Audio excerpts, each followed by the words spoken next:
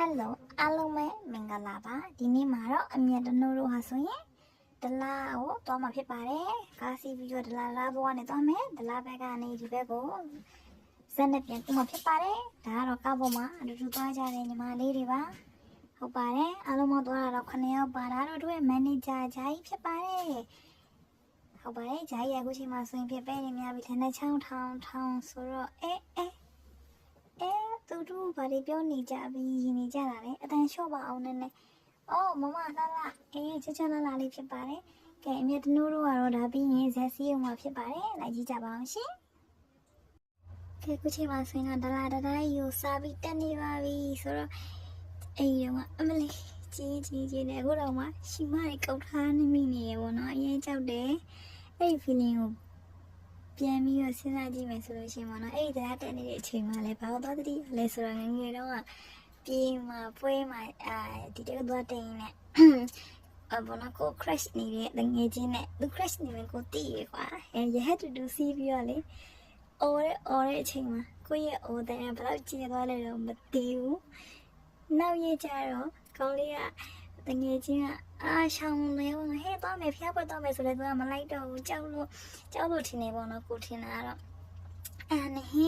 သူများစီးပြရတော့အော်ဒါအဲ့လောက်တော့မှကြောက်နေတာတွေးဦးမယ်ဆိုပြီးတော့အမရဟက်ကို12ခေါက်လောက်စီးလိုက်တယ်အဲ့ဒီတော့ feeling ကိုသွားပြီးတတိယပြီးတယောက်ထဲလေးရေးခဲ့ရတယ်ပေါ့နော်ဒါတော့တရားအဆင်ဖြစ်သွားပါပြီခုဆိုရင်တော့ဒါရွှေဆိုင်ရဖျားမှာသွားပြီးတော့သွားလေရပေါ့နော်တကယ်တော့ဖျားချင်းမှာပြီးရောက်သွားတာပါအဲ့နဲ့ဇက်စီဖို့သွားရင်လည်းကိုရီးဖက်လိမ်မှာတော့ဒင်းချင်းလေးပဲတောက်ပါတယ်ခုဆိုရင်တော့ဇက်ခါကတော့4ရက်ကြာပါတယ်ဟုတ်ပါတယ်ဇက်စီတော့မှာပါကဲသွားနေပါပြီပထမကဇက်စီဆိုတာကိုအောက်ကဆက်လေးလို့ထင်ခဲ့တာပြီးတော့မှဇက်ကြီးအကြီးဖြစ်နေတော့အော်တော်သေးရပေါ့ဆိုပြီးတော့ပေါ့နော်ကိုကရေးကြောက်တယ်ပေါ့နော်ဒီမှာထိုင်ကိုယူတန်းချတဲ့လူကရှာပို့ဖေးတဲ့လူကဖေးနေအခုချိန်မှာတော့ဇက်ကြီးကစတင်ပြီးထပ်ခေါ်ပြီးဖြစ်ပါတယ်ငင်းညောင်းနဲ့ကဲမြင်ရတော့ခုနကဖြတ်လာတဲ့ဒလာကြီးပဲဖြစ်ပါတယ်ခုချိန်မှာဆိုရင်ပေါ့နော်သူကတော့ပေါ့နော်သူကလည်းတစ်ခါမှမစီဘူးကိုလည်းတစ်ခါမှမစီဘူးဆိုတော့သူရဲ့ရင်းနှီးခံစားချက်လေးတွေကိုမင်းကြောက်တယ်ပြောပါဦးကြောက်ပါလေပါဇက်ဖွင့်ပြီးပြောပါဇက်ဖွင့်ပြီးအရင်ကြောက်ပါတယ်ဆိုတော့ကြောက်နေချိန်မှာကျမကတော့မကြောက်နေကြပါဘူးတည်ငြိမ်နေပါတယ်လုံးဝကိုတက်တည်ရှိသွားနေပေါ့နော်စိတ်ထဲမှာတော့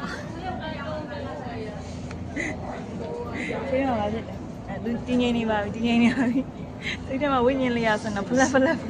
နဲ့လိပ်ပြနေရခုံးတကယ်တော့လေဒီမှာစဉ်းစားနေရတာတခုသာဖြစ်ခဲ့ရင်ဒီကိုဘယ်လိုကူရမလဲဆိုတဲ့ဟာကိုစဉ်းစားနေရပေါ့နော်ရေကူးနေစဉ်းစားနေရ